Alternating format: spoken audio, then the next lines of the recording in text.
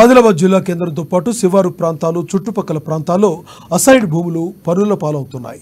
గతంలో రెవెన్యూ అధికారులు తప్పిదమో లేక రికార్డుల మాయాజాలమో తెలియదు కానీ తరచూ భూ వివాదాలు వెలుగు చూస్తున్నాయి. ఎక్కడ చూసినా అసైన్డ్ భూముల లెక్కల్లో లేకుండా అన్యాక్రాంతమవుతున్నాయి. గతంలో నిరుపేదలకు కేటాయించిన భూముల్లో ఇప్పుడు రియల్టర్లు తిష్ట వేస్తున్నారు.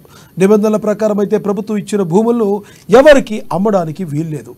అసైన్డ్ తదనంతరం వారి వారసులకే దానిపై హక్కులుంటాయి. వారు కూడా లేకుంటే తిరిగి ప్రభుత్వమే భూమిని స్వాధీనం చేసుకుంటుంది. కానీ చిత్రంగా పట్టణంలోని సర్వే నెంబర్ 72/3లో గల కొత్త కలెక్టరేట్ భవన సముదాయాన్ని ఆనుకొని ఉన్న సుమారు 10 ఎకరాల భూమిని కొంతమంది వ్యాపారులతో కలిసి రాజకీయ నేతలు అక్రమంగా బినామీ పేర్ల మీద అతి తక్కువ ధరకు కొనుగోలు చేశారని ఫిర్యాదులు కూడా ఉన్నాయి.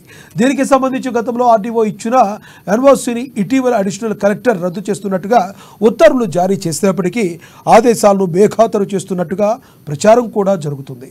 తమకెవరు అడ్డు వస్తారనే రీతిలో సదరు వ్యక్తులు వెంచర్ వేసి వాటిని ప్లాట్లుగా మార్చి లక్షలాది రూపాయలకు అమ్ముకుని సొమ్ము చేసుకునేందుకు ప్రయత్నాలు సాగిస్తున్నట్టుగా ఆరోపణలు కూడా గట్టిగా వినిపిస్తున్నాయి.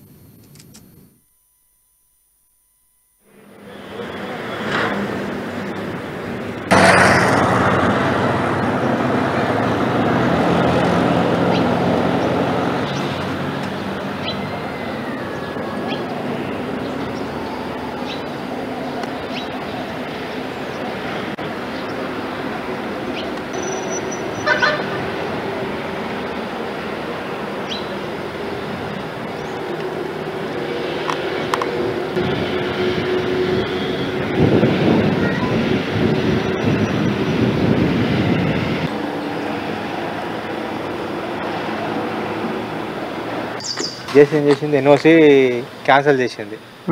అయినా వర్క్ నడుస్తున్నది ఇలా.